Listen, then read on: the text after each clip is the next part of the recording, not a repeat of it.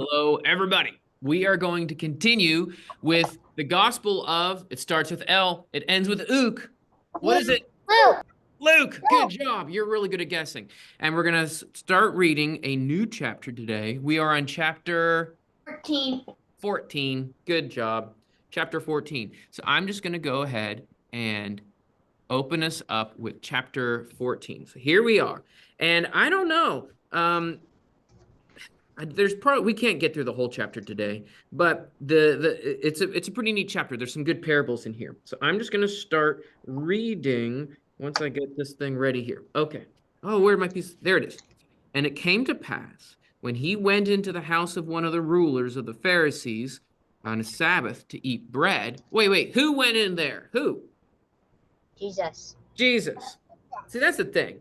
I always like to double check, but we should think about it, right? It says he, of course it's Jesus, but you got to double check every once in a while.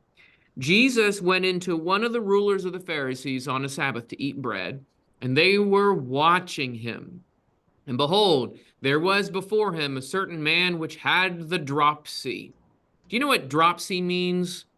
I actually Yes. have to look it up. What is dropsy? What's going on? Where he can't walk very well. He Like he can't dropped. walk very well, but it's not because he drops down onto the ground. Dropsy is kind of a swelling sickness. So it's like you're getting all swollen and like liquid and he's sick. He's just a really sick guy. And it probably doesn't even look very pretty. So it's kind of a sad situation. There was a certain man which had the dropsy, and Jesus answering spoke unto the lawyers and the Pharisees, saying, is it lawful to heal on the Sabbath or not? But they held their peace. And he took him and healed him and let him go. And he said unto them, which of you shall have an ass or an ox, that's a donkey or an ox, fallen into a well, and will not straightway draw him up on the Sabbath day? And they could not answer again unto these things. Okay. So who are the people in this story? Let's start listening up. Of course, there is, well, who's in the story? Jesus, the Pharisees, and the man. Jesus, the Pharisees, and the man. Is there a donkey and a cow? No. No. Right. There's no donkey and a cow, but Jesus brings up a donkey and a cow. Okay. So we need to draw Jesus. Let's start with drawing Jesus.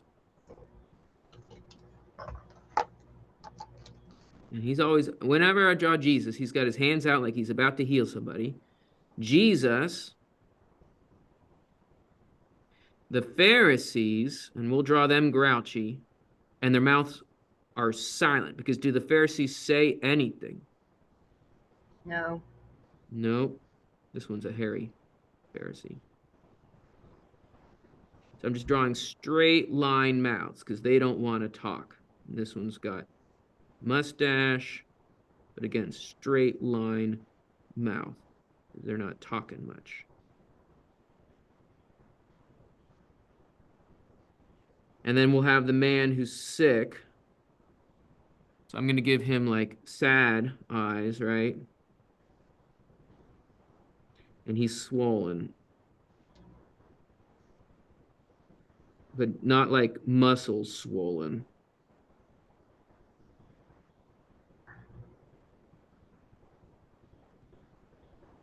All right, so he's not feeling good. But Jesus, on the other hand, Jesus is happy and ready to heal him. I'll put some hair on Jesus. All right, so he sees this man. We'll put a D on him because he's got the dropsy. Okay, he is sick. Now, here is the big thing. What day of the week is it when this story happens? Sabbath. It's Sabbath. It's the Sabbath day. Is that a problem? No. It's not a problem. The Pharisees think so. The Pharisees think so. Because there is a law, and this law is from God, that you're not supposed to do work on the Sabbath. It's supposed to be the day of Sabbath rest, right? Yep. And so what does Jesus want to do for this sick man? Heal him. He wants to heal him. And these Pharisees, what are they going to think about that? They're going to say, oh, it's a Sabbath day. You can't do that. You can't do that. And so Jesus asks a question that is a really interesting way of thinking about it. And I think that this helps us even have a better understanding of the Sabbath day ourselves. The first thing he says is it lawful to heal on the Sabbath or not? The Old Testament law, was the Old Testament law about healing or about working? Working. It was about working. And so when Jesus says healing, he's trying to point out that um, this isn't just some work. It isn't like going to your job. He's trying to heal and to take care of somebody, right? And then so he heals him. And then Jesus asks another question, and I'll underline that here. Which of you shall have a donkey or an ox fallen into a well and will not straightway or will not immediately draw him up on the Sabbath day? So imagine you've got a well. We'll have to draw a big well if we're going to have an ox down in it. Where's my? And here's your ox. I'm going to put the big horns on him. And he's got concerned eyes. Ooh, there's the ox down in the well. If your cow fell down in the well, would you wait until the next day to get your cow out? No. No, you'd go that day, because what if the cow drowned? And what did the Pharisees think about that? They're like, oh, he's right, but I don't want to admit it. Admit it. There you go. I think that that's the key. You're talking about they don't want to admit. Here's the idea. I'm going to underline it in maybe this kind of red orange. They held their peace. What does that mean? They held their peace. They didn't talk about it. They didn't talk about it. Does that mean they were peaceful? No, they just didn't talk about it. And then here, and they could not answer again unto these things. What does it mean that they could not answer? Was that mean because they are dumb and they didn't know what the answer was? No. Why couldn't they answer, do you think? Because then if they answered, they didn't have anything to answer. It's just so easy to say that they were wrong. Yeah. Has your mom and dad ever said, haven't I said you're not allowed to, I'm gonna make up a dumb rule. Haven't I told you you're not allowed to drive the car across the ocean to Africa? And they caught you driving the car across the ocean to Africa. Okay, we're doing a silly example. And when your parents say, haven't I told you that? Do you go, oh yeah, I completely forgot? No, you're like, you feel embarrassed because you know you weren't supposed to steal the car and drive across the ocean. And you don't want to say anything, right? Yeah. I think that that's what the Pharisees are. Jesus is saying, wouldn't you get your cow out of a well? Yeah. You know, that embarrassing kind of feeling. I think that that's what Jesus was doing here. Was he embarrassing them just to make them feel dumb? Why was he embarrassing them?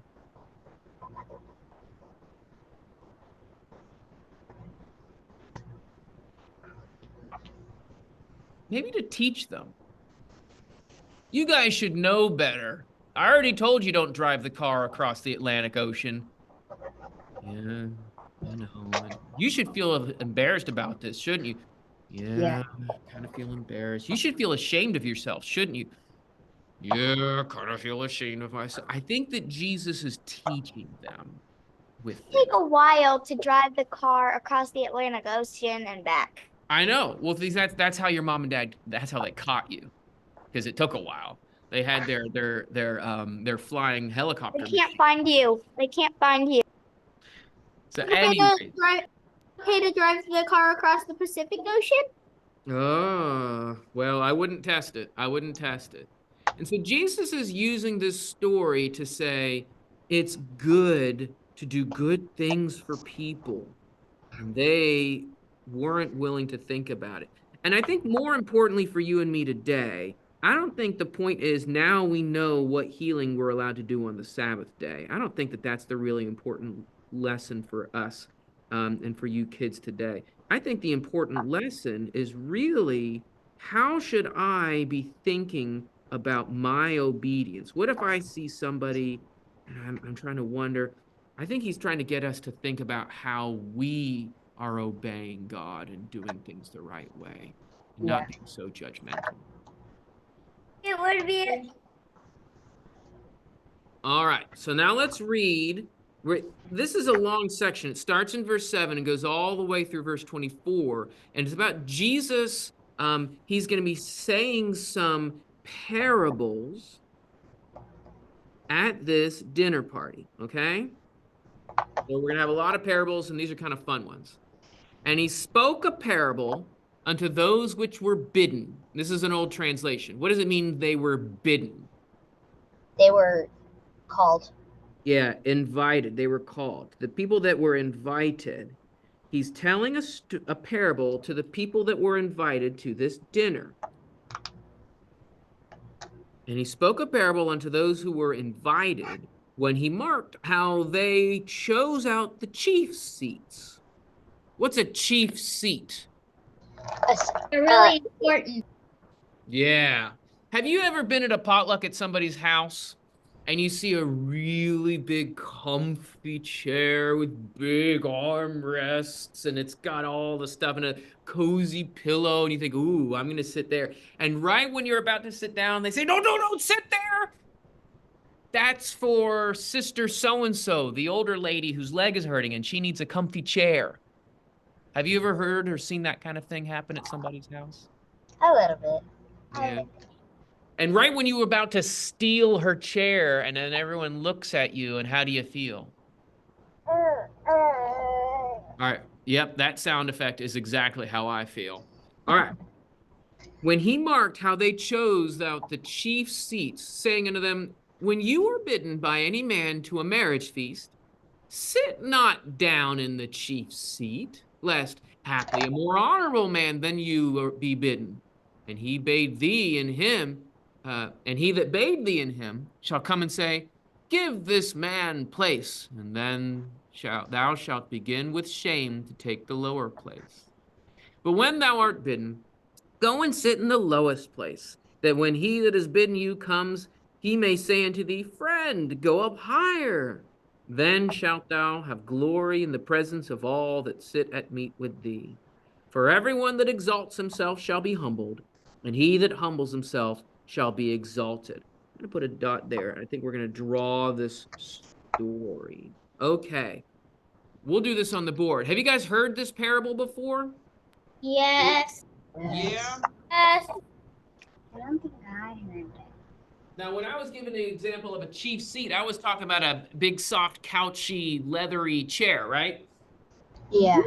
What should we be drawing for this, though? What happens in the story? Seat at the head of the table. Ah. The chief seat isn't chief just because it's super comfy, but it's at the head of a table. What does it mean? A table has a head on it? No, the top of the table. Top of the table. The top of the table. Table doesn't have a foot either. That's true. But because I like to draw silly things, guess what? I'll put a head and a foot on it just for Table fun. is a lot skinnier in the middle than at the ends. Yeah, it's because I'm not good at drawing.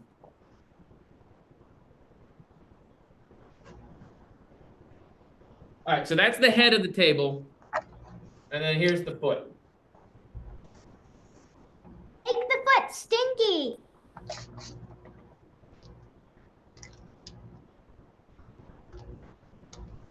And okay, I'll draw some stink.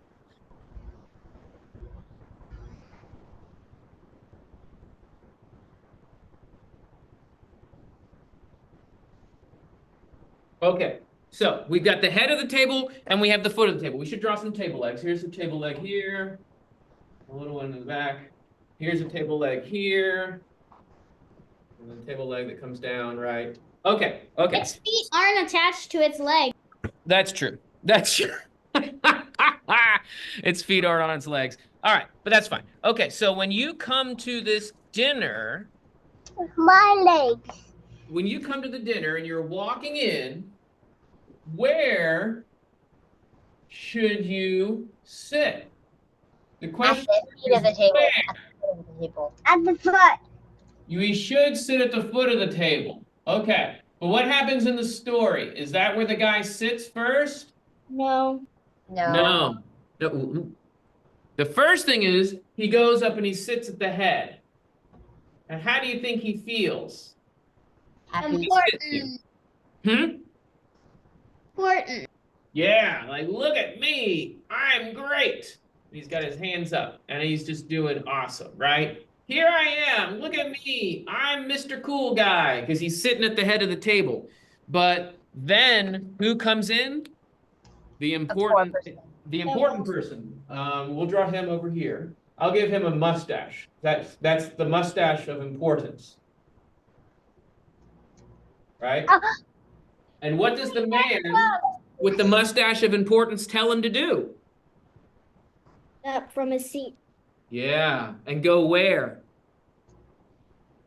Lower down. Down to the stinky feet, right? So here he is, he's pointing. And he needs to move.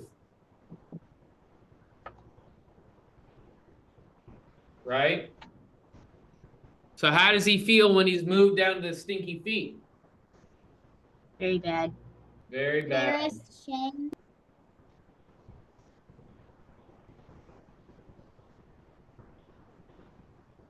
Do you think he's waving his arms up in the air anymore? No. No. Only covering his head with them. Oh, I like that. I like that. I was gonna draw his arms on his, like on the table here. Put his Like put that. his fingers on his nose. Oh yeah, or on his nose because it stinks, right? So this is what happens when you are in the world, when you are experiencing things, and you're, I don't know, you're at a party or you're playing with other kids, and you see toys, or if you're on a sports team and you're wanting to play, when you go in a room and it's full of toys, I want the coolest toy, and you go and you take that coolest toy, and what might happen? You might not get it. The mustache of importance is going to say, you need to give that toy to somebody else and you need to play with stinky feet. Does that kind of happen sometimes? Yeah. Yes. Yeah. Oh, I want to be on the sports team. I want to be the captain. I want to be really important. I'm a really, really good sportsy guy. And then the mustache of importance, where is he? Right there. Mustache of importance comes in. He says, actually, you need to go down here because we have somebody else who's actually really good at sports. Does that sort of stuff happen? Boss man. Yes. This Yeah. is something that's really interesting. Yeah. If a person loves Jesus and is a Christian, they'll probably think about this and they'll learn from it, right? Yep. But do you think you have to be a Christian to learn this lesson? No. No. This will help anybody. Don't you think? Yeah. This is, I'm gonna write, this is just, I'm gonna put wisdom.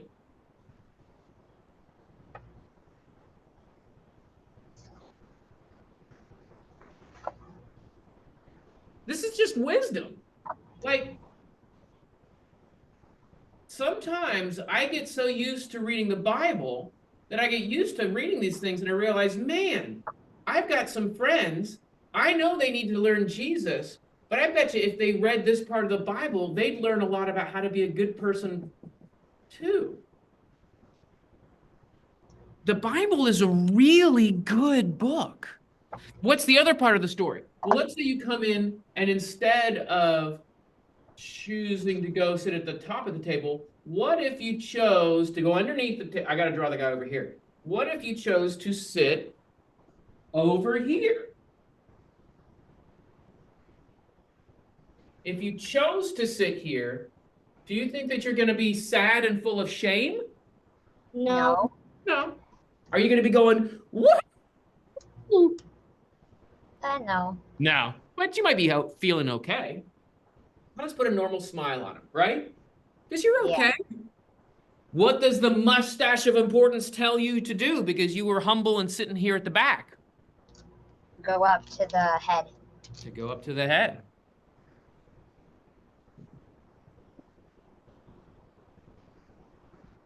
This is such an important thing. Jesus wants us to learn how to be good, nice people. When we get to go up to the head, do you think that we will be happy? Yes. I think so. God wants us to be happy. We're going to have some sad times and we're going to have some hard times, but He wants us to be happy. And Jesus is giving wise teaching, wise ideas of how to live in a way that we'll have more happiness in our life. This is just a really good wisdom from God. That's just what we need. All right, so let's go back to the story. There. And he said to him also that had bidden him, the person who invited him, when you make a dinner or a supper, call not thy friends or thy brethren, nor your kinsmen, nor the rich neighbors, lest haply they also bid thee again, and recompense be made thee.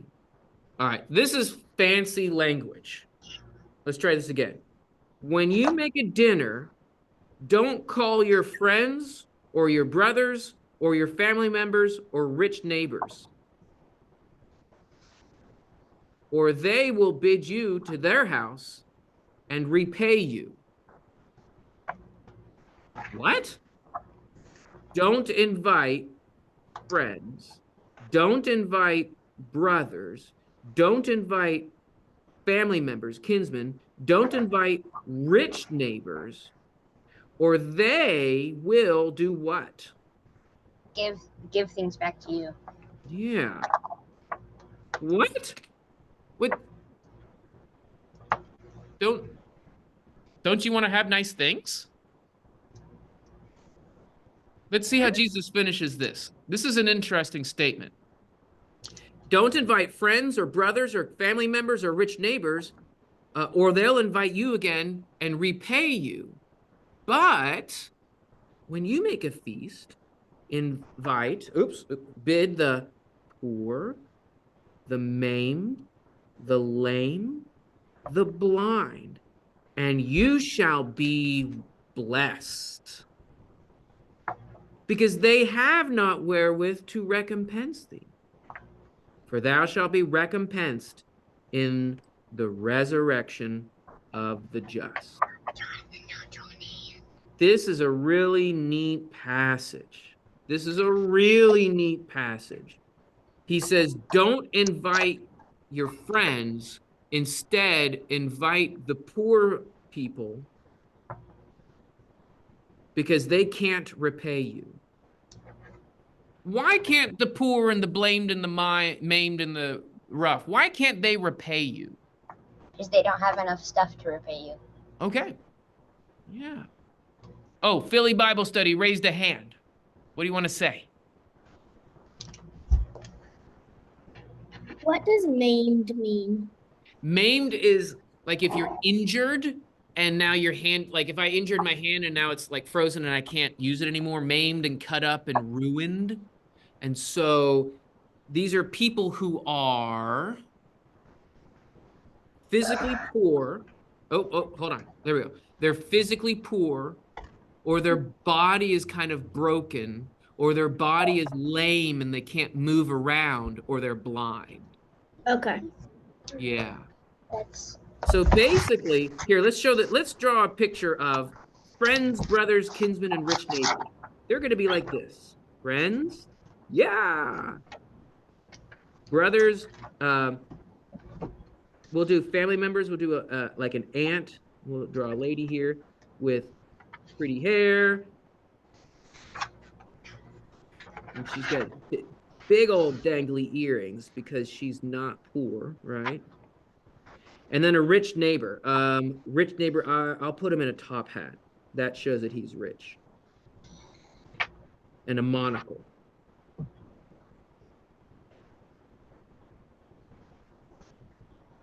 And a rich man mustache.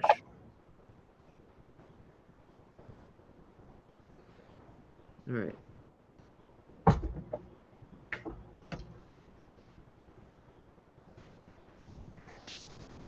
So here they are, all the people. They're holding hands and they're all just happy together. And there's all these feet. Okay. We'll call these rich friends. RF.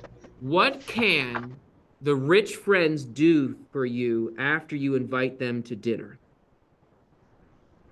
They can give you things back. Yeah. They can invite you to dinner and you can have a really fancy meal at their house. People will say, wow, did you go to Mr. Top Hat's house? Oh, yes, I'm very important. Mr. Top Hat had me over for dinner. And you can start bragging about it and feeling pretty cool about yourself, right? Yeah. That's kind of like this guy. Where am I going to sit? Am I going to sit at the head or am I going to sit at the foot? Only now it's about serving dinner. Who am I going to invite? Am I going to invite fancy head people? Or am I going to invite foot people? Foot people. The fancy head person can give you money and make you feel good. What can the foot person do for you? Nothing. Not really much. But is it possible to become friends with a foot person? Yeah. Yes. Yeah. If you become friends with a foot person, now you have a friend. But the friend can't give you any money. Is that what friends are about? No. No. It's about love, playing, talking about fun stuff. So again, it's this man. What's he going to choose? Is he going to choose the really cool things to make himself feel good and feel happy? Or is he going to choose the lowly things? What happens if you invite foot people to dinner? Based on this picture, you're going to get some sort of nice reward. What was the nice reward in the story? Can you remember? Resurrection. Resurrection. You'll be No blessed. spiders. Jonathan. Resurrection. Right. So let's draw some foot people. Don't show it. I got to figure out how to draw this politely. Here's a blind person, right? But are they good people, even though they're blind? Yes. What about someone whose arms don't work? I'll draw like a wonky arm. Yeah, people. Are they good people still? Yeah. Yeah. Do you think a broken arm person can make a lot of money to give money back to you? No. No. But what is God going to do? God is going to help you to be blessed. And God is going to help you to be a part of the resurrection.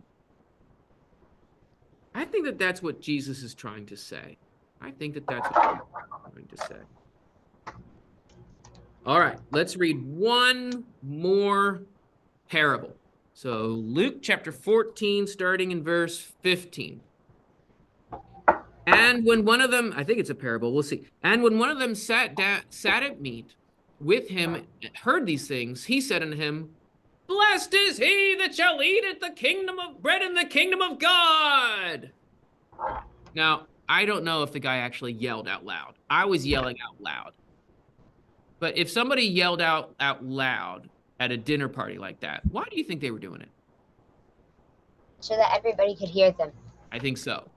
Blessed is he that shall eat bread in the kingdom of God. But he, and he is Jesus, he said, a certain man had a great supper, and he invited many, he bade many. And he sent forth his servant at supper time to say to those that were bidden, come, for all things are now ready. And they all went with one consent and began to make excuse. The first man said unto him, I have bought a field, and I must needs go out and see it. I pray thee have me excused. And another said, I have bought 5 yoke of oxen, and I have to prove them. I pray thee have me excused. And another said, I have married a wife, and therefore I cannot come. And the servant came and told his lord these things. And the master of that house, being angry, said to his servant, Go quickly into the streets and the lanes of the city, and bring hither the poor and maimed and blind and lame. And the servant said, Lord, what thou didst command is done, and yet there is room.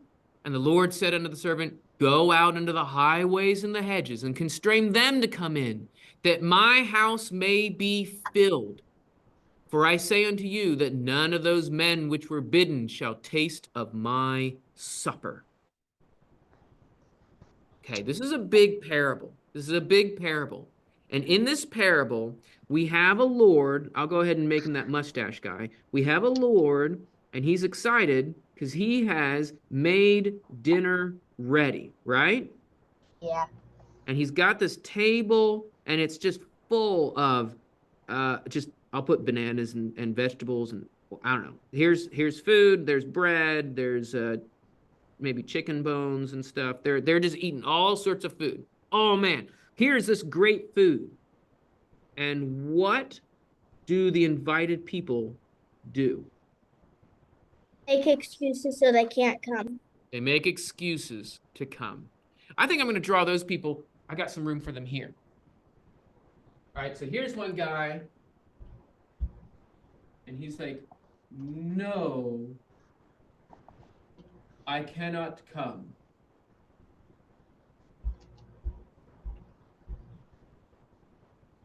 And I'll draw his feet like he's gonna walk this way. No, no, no, no, no. How does this guy feel about that? Angry. He's angry. I'll put the word no.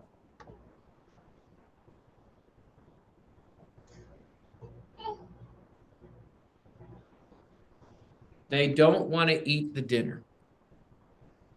Why don't they want to eat the dinner? Because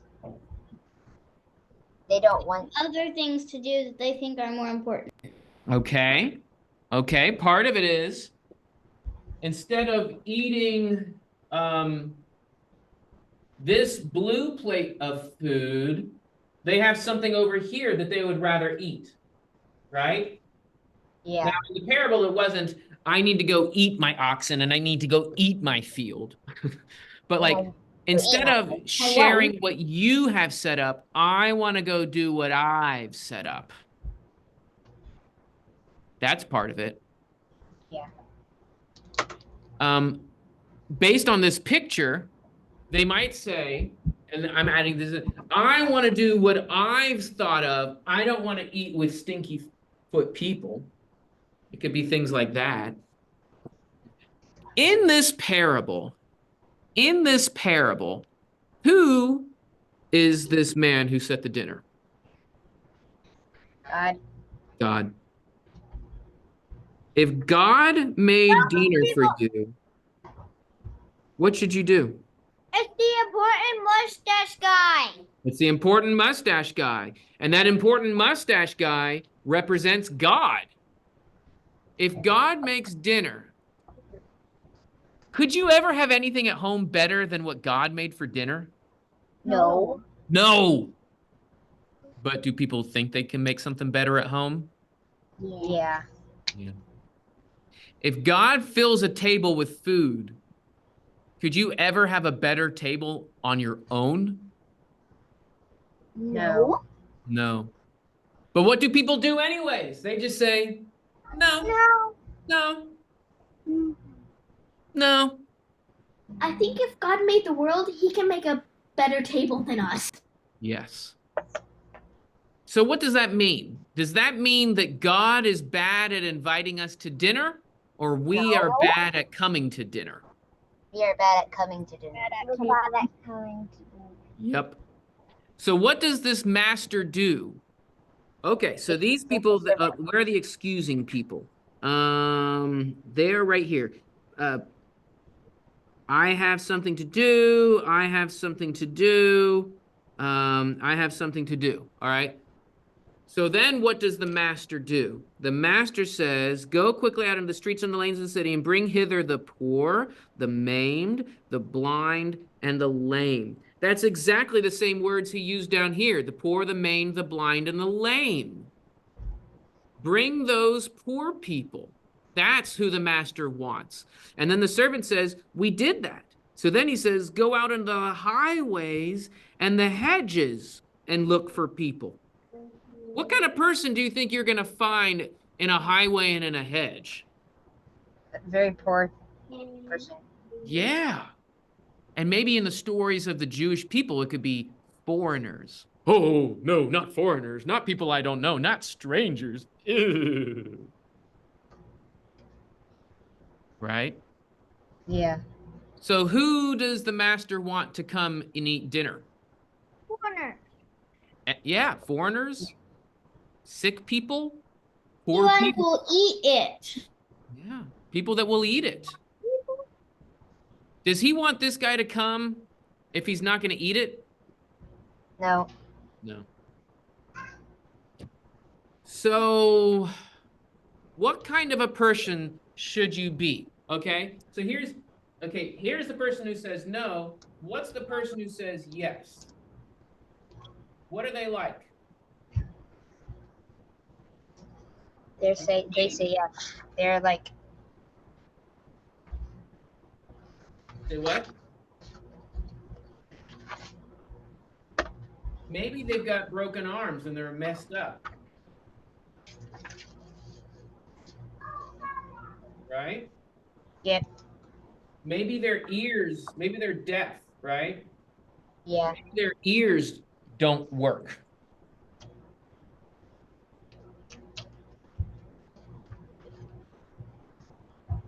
Maybe they're blind. Maybe they can't see. Right? Yeah. Maybe they lived a life that had sin. Yeah. Maybe they lived a life that had sin. Of course we all do, right? Yeah. So who does God want to come to dinner? Even people like this? Yeah. Yes.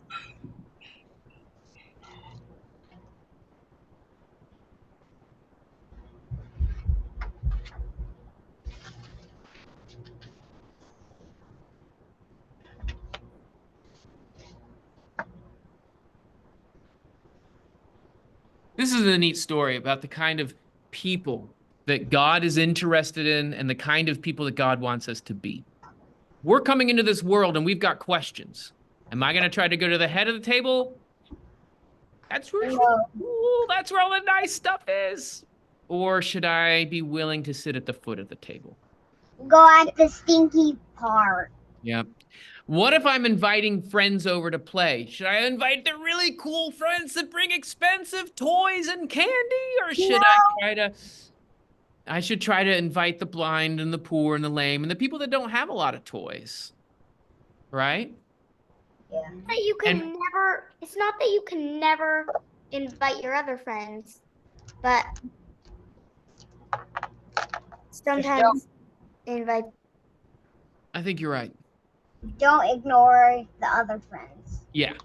And when God is inviting us to come to dinner, should we say, I've got cool toys at home. I don't need to come to have play with you? Or should we say yes because we know that we're full of problems? Yes. Yes. Say yes. Yeah. All righty. Hey, this was a good study, guys. I'm going to sign off here and turn off the recording and all that, but this was really good. And these are important stories to think about.